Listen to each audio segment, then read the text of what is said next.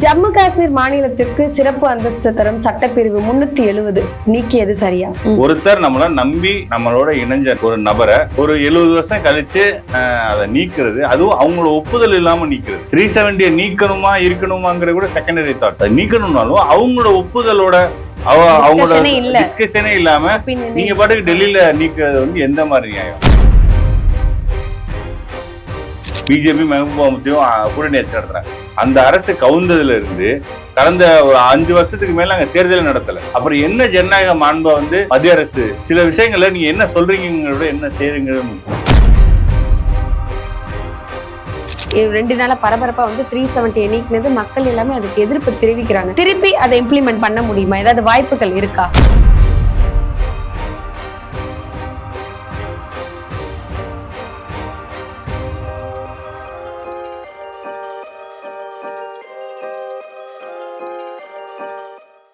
ஜம்மு காஷ்மீர் மாநிலத்திற்கு சிறப்பு அந்தஸ்து தரும் சட்டப்பிரிவு 370 நீக்கியது சரியா? ஆர்டிகல் 370 ஆர்டிகல் 35A இந்த 2 சட்டப்பிரிவையும் 2019 ஆட்சிக்கு வந்தோன்னு ஒரே மாசத்துல ஆகஸ்ட் மாசம் நீக்கிட்டாங்க.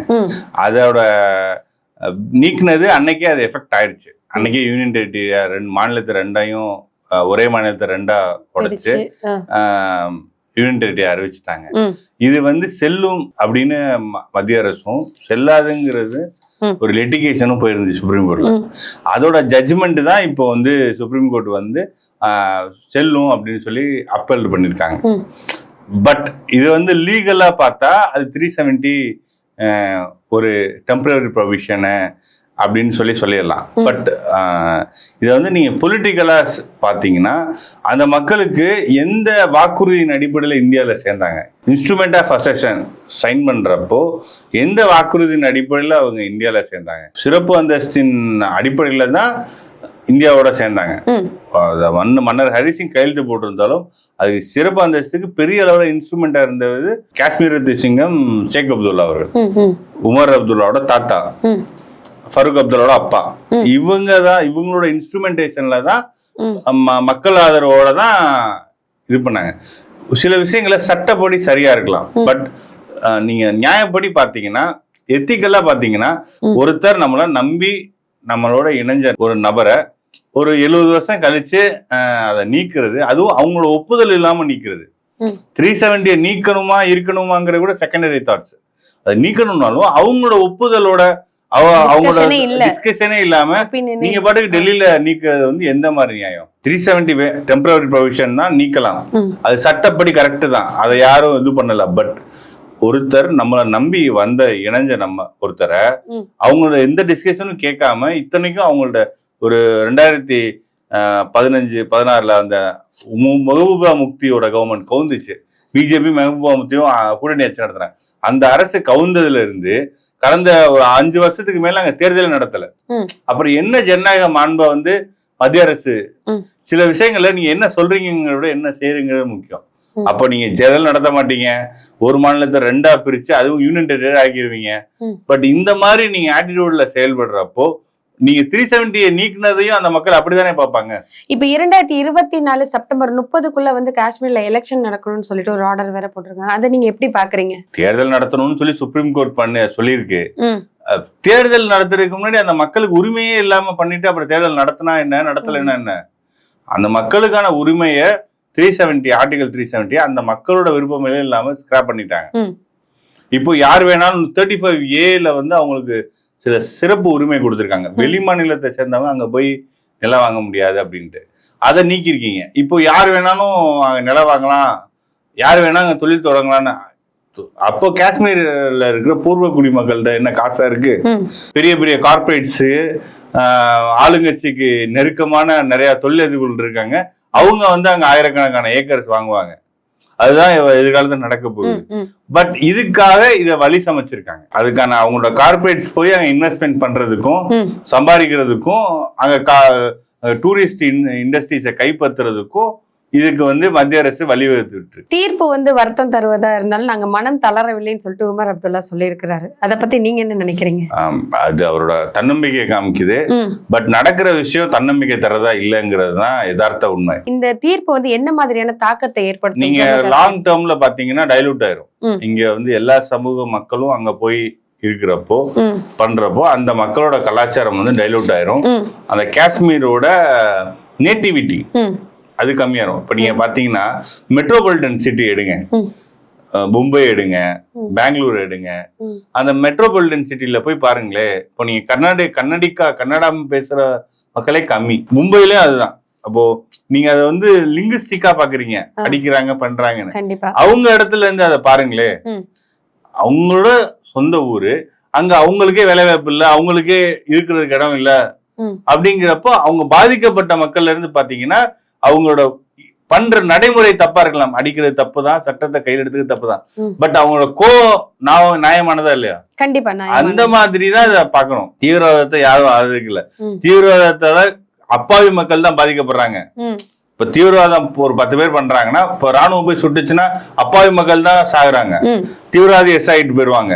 பட் அந்த மாதிரி இருக்க சூழல்ல இந்த மக்களை மேற்கொண்டு நீங்க வந்து ஒரு டெரரைஸ் பண்ணக்கூடாது. அத மத்திய அரசு வந்து ஒரு சட்டபூர்வமா 370 நீக்கிறனாலுமே அந்த சட்டமன்றத்தை கூட்டி உங்க ஆட்சி தான் நடந்துச்சு, பிஜேபி முக்தி மோர்ச்சா ஆட்சியே நடந்துச்சு. அந்த ஆட்சியை கலைச்சிட்டு அவரு மாலிக் கவர்னர் கூட சொல்லியிருக்காரு, இதுல எதுவுமே என்னோட பங்கு கிடையாதுன்னு சொல்லி அவர் இப்போ கவர்னர் பதவி வந்து நீக்கிட்டாங்க. அந்த 370 இம்ப்ளிமெண்ட் பண்ண நேரத்துல மாலிக் அவர்கள் தான் அங்க கவர்னரா இருந்தார். இப்போ இந்த மாதிரி பிஜேபி வந்து ஒரு எதிர்ச்சி அதிகாரமா செய்யறது வந்து அந்த மக்களுக்கு இந்தியா மேல இருக்கிற நம்பிக்கைய வந்து கேள்விக்குறியா. 2 நாளா பரபரப்பா வந்து 370 நீக்கினது மக்கள் எல்லாமே அதுக்கு எதிர்ப்பு தெரிவிக்கிறாங்க. திருப்பி அதை இம்ப்ளிமெண்ட் பண்ண முடியுமா? ஏதாவது வாய்ப்புகள் இருக்கா? இல்ல, இது வந்து தற்போதைய இந்திய அரசியல் சூழல் வந்து ஹார்ட் கோரா போயிட்டு இருக்கு. ஒரு ஜனநாயக பண்புக்கு மாற்றா ஹிந்துத்துவாங்கிற லைன்ல போறப்போ காங்கிரஸ்ல இருக்கிற பல தலைவர்கள், பூபேந்தர் சிங் ஹூடா போன்றவர்களே இதை ஆதரிக்கிறாங்க. சிந்தியா வந்து முன்னாடி காங்கிரஸ்ல இருந்தப்ப இதை ஆதரிச்சார். இதெல்லாம் வந்து காலத்தின் கோலம். காங்கிரஸ் தலைவர்களே பல தலைவர்கள் கட்சியின் அகில இந்திய ஸ்டாண்டுக்கு எதிராக கருத்து சொன்னாங்க. அப்போ வந்து அந்த கிரவுண்ட்ல வந்து மக்களோட கனெக்ட்ல இருக்க லீடர் பூபேந்தர் சிங் ஹூடாலாம் ஒரு சீசன்டு பொலிட்டிஷியன். அவரெல்லாம் ஆதரிச்சு பேசுறாருன்னா பட் அது மக்கள்கிட்ட கனெக்ட்ல இருக்கனாலதான் அவர் ஆதரிக்கிறார். அப்போ வந்து மக்களே கம்யூனலைஸ் ஆயிருக்காங்கிறத இதுல இருந்து நீங்க பாக்கணும். பெருமான பிஜேபி அரசு மட்டும் குறை சொல்லக்கூடாது. மக்களே அந்த மைண்ட் செட்டுக்கு வந்திருக்காங்க. அதுக்கு பண்ண போறது என்ன? சும்மா மதச்சார்பற்றம் பேசுறதோ இல்ல ஒரு மீட்டிங் நடத்தி எல்லாரும் கை கோர்த்து நிக்கிறதோ கிடையாது. கிரவுண்ட்ல போய் நீங்க என்ன வேலை பாக்குறீங்க? இந்த கம்யூனலைஸ் ஆன சொசைட்டியை எப்படி நீங்க நியூட்ரலைஸ் பண்ண போறீங்க? எப்படி ஜனநாயக பரவ திருப்ப போறீங்க? அதுக்கு என்ன அஜெண்டா உங்ககிட்ட இருக்கு? அதை பத்தி பேச வேண்டிய கட்டத்துல இருக்கீங்க. பட் அரசியல் கட்சிகள் அதை பத்தி பேசுதா? அது ஒரு செக்குலரிசம்ங்கிறது வந்து ஒரு தேர்தலுக்கு யூஸ் பண்ற ஒரு சம்பிரதாய வார்த்தையா தான் பாக்குறாங்க. பட் நடைமுறையில இந்தியா வந்து ஜனநாயக பதவிக்கு போக வேண்டிய பயணம் பெரிய பயணம். அதுக்கு வந்து நிறைய எனர்ஜிய உழைப்ப செய்ய வேண்டியிருக்கு. இப்ப 370 வந்து நீக்கினதுக்கு பின்னாடி ஏதாவது அரசியல் இருக்குமா? இதுல ஏதாவது ஒரு அரசியல் கட்சிகள் தலையிட்டு இருப்பாங்க நீங்க ஏதாவது நினைக்கிறீங்களா? வட இந்தியால நம்ம தமிழகத்துல இருந்து அதை பார்க்க கூடாது. வட இந்தியால இந்த 1989 காஷ்மீர் பண்டிட்ஸ் வந்து எக்ஸோடஸ் ஆனாங்க. காஷ்மீர் எக்ஸோடஸ், டெரரிஸ்ட் அட்டாக் அப்புறம் எக்ஸோடஸ் ஆனாங்க.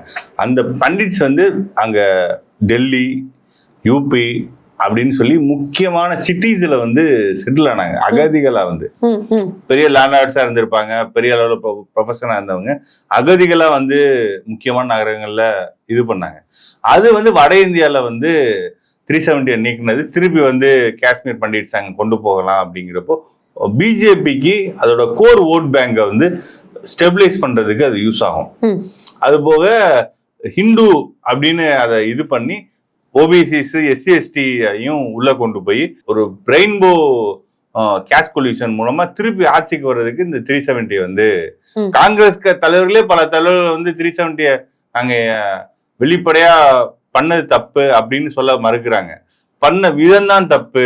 வெளிப்படையா 370 நீங்க நீக்கினது தப்புன்னு சொல்ல மறுக்கிறாங்க. அப்போ வந்து அந்த அந்த அளவுக்கு சொசைட்டில வீரியமா அந்த கருத்துக்கள் போயிருக்கு. இதெல்லாம் மக்கள்கிட்ட வந்து எதிர்காலத்துல நெக்ஸ்ட் 2024ல ஒரு இம்பாக்ட் ஏற்படுத்த தான் செய்யும். இல்ல வருங்காலத்துல அரசியல ஒரு பெரிய தாக்கத்தை கண்டிப்பா ஏற்படும். இப்போ வந்து ஜம்முல வந்துட்டு அதிகமா எந்த மதத்தவர் இருப்பாங்க? 2014 தெளிவா தெரிஞ்ச எலெக்ஷன் ரிசல்ட் 3 தொகுதியில பிஜேபி ஜெயிச்சிருந்துச்சு. ஜம்மு, உத்தம்பூர், இன்னொரு தொகுதி. இந்த 3 தொகுதி வந்து இந்துக்கள் அதிகமா வாழ்ற தொகுதி. அனந்த்பூர், ஸ்ரீநகர், பாரமுல்லா இது வந்து இஸ்லாமியர்கள் அதிகமா வாழ்ற தொகுதி. அந்த ஜம்மு, லடாக்கு, உத்தம்பூர் இந்த 3 தொகுதியிலையும் பிஜேபி ஜெயிச்சிருக்குன்னா அது 3மே இந்துக்கள் ஓரளவுக்கு வசிக்கிற பகுதி. லடாக் வந்து புத்திஸ்ட் வசிக்கிற தொகுதி. அப்போ வந்து அந்த ரிலீஜியஸ் டிவைட வந்து ஓட்டிங் பேட்டர்ன்லயும் காமிக்குது. இது மேற்கொண்டு சொசைட்டியை வந்து இருகுறா பிரிக்கிறதுக்கு தான் இது வழிவகுக்கும். இது வந்து அடுத்த தேர்தலையும் பிஜேபிக்கு காஷ்மீர்ல மட்டும் இல்ல வட இந்தியா ஃபுல்லாவே தாக்கத்தை ஏற்படுத்தும். நன்றி, தொடர்ந்து பேசலாம்.